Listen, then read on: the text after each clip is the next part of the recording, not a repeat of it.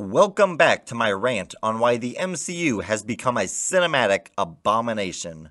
Today I will be discussing the second reason for why so many of the newer films in the MCU are terrible. That reason being, they are a bad joke. I did a review for Guardians of the Galaxy a few months ago, and I brought up why I think that film is partially responsible for where the MCU is now. The massive success of Guardians of the Galaxy led to more movies in the MCU taking a comedic route, such as Thor, Ragnarok, and Ant-Man and the Wasp, which became sci-fi comedies. And if you ask me, Avengers Endgame and Spider-Man Far From Home had way too many comedic and lighthearted moments. Yet, despite it all, these titles that I just mentioned were still good movies. But starting with the very first film of Phase 4, the rot had set in too far, and we got the train wreck of a movie known as Black Widow. Black Widow was expected to be, and should have been, a clever spy flick. Instead, what we got was a silly, poorly written, cheesy parody of a spy movie with an out-of-character knockoff version of Natasha Romanoff. The next three films were better when it came to tone and comedy. Shang-Chi had some out-of-place stupid jokes that messed with the tone, but it still managed to be a decent movie. And while The Eternals had its own set of problems, I actually commend it for being pretty tonally consistent and not too comedic. And while Spider-Man No Way Home had a bunch of unnecessary humor, most of its jokes are pretty good and it stays at a pretty good and consistent level, and it never interferes with the important emotional moments. Then came 2022, and things got kind of weird. Like really weird. First off, there was Sam Raimi's Doctor Strange in the Multiverse of Madness, a movie with such randomly conflicting tones of action, stupid humor, and horror that it's kind of hard to figure out what genre the filmmakers were going for. That wasn't even the tip of the iceberg compared to what came next. Thor: Love and Thunder. What even is this? I'll tell you. It's a perfect example of a film that completely disregarded the previous films in the franchise and the character growth in order to make the movie quote-unquote fun. You want an ice cream shop that's main selling point is the gauntlet that led to universal genocide? You got it. You want a weird love triangle between Thor, his axe, and his hammer? You got it. You want Zeus to be an overweight man in a miniskirt who hosts orgies? Wait, that's an actual thing in this movie? Yep. Okay, you got it.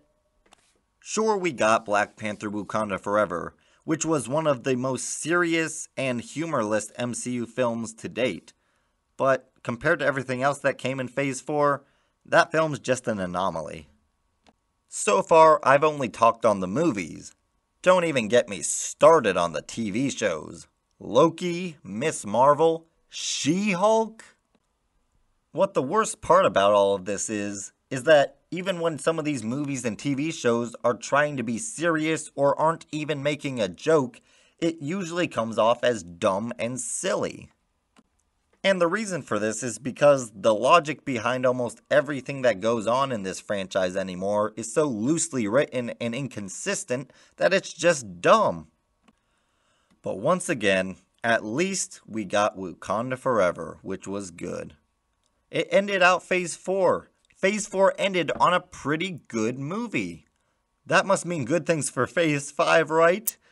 Right? No, please, no. No! It was all leading up to this.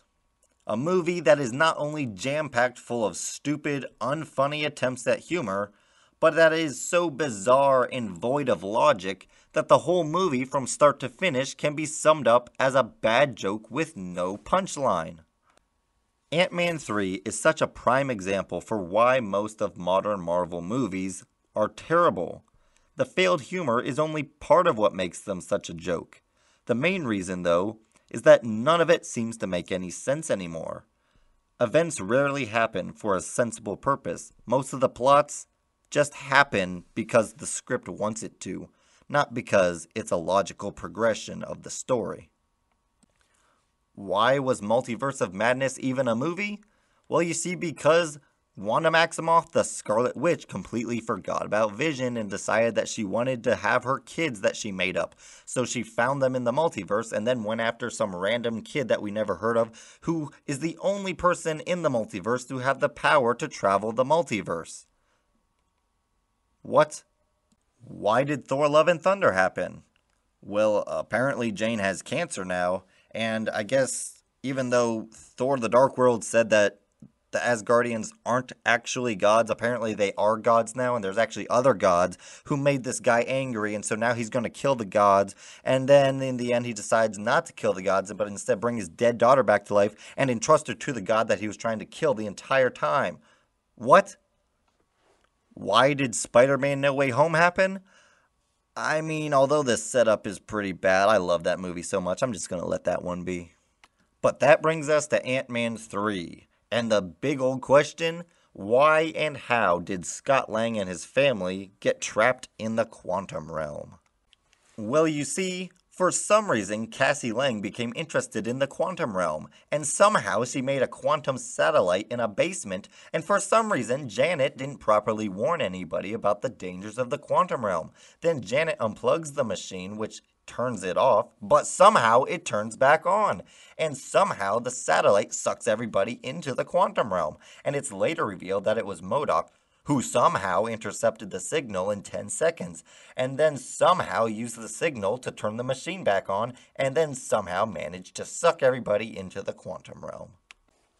If nothing that I just said makes any sense, then welcome to Ant-Man 3 and the entirety of MCU Phase 4, where almost everything makes about as much sense as the scenario that I just broke down for you. In the scene that I just described to you, nothing happens for any particular reason. In the previous films, there was no indication that Cassie Lang had any interest whatsoever in the quantum realm, and there's no motivation for why she would.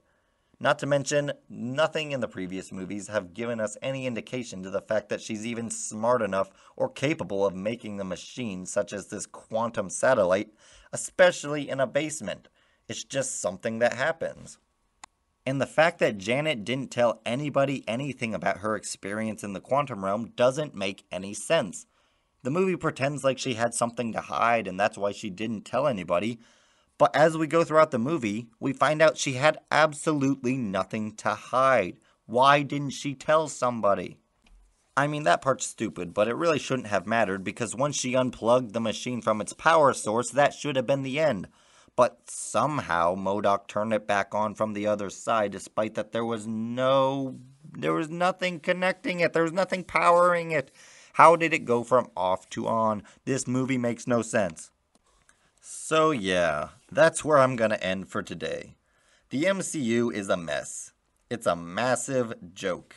Not only does its lame, unfunny humor interfere with the character consistency and the tone of the film, but almost every movie and show has such sloppy, nonsensical writing that you can't take it seriously. This is the current state of the MCU, the world's biggest brain fart. And I didn't even have to do a deep dive into MODOK to explain my point.